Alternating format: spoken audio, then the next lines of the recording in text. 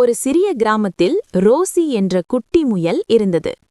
Easter தினம் வரப்போகிறது என்பதால் ரோசி மிகவும் சந்தோஷமாக இருந்தது.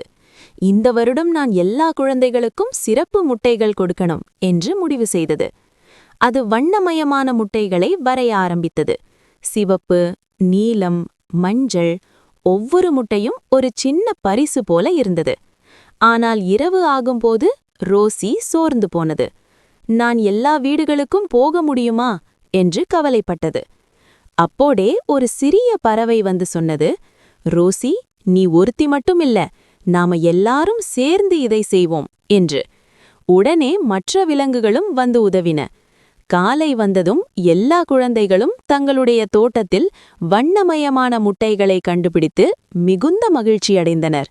ரோசி சிரித்தது, ஏனென்றால் அது ஒரு விஷயம் கற்றுக்கொண்டது. சேர்ந்து செய்தால் மகிழ்ச்சி இன்னும் அதிகம். பரிசு.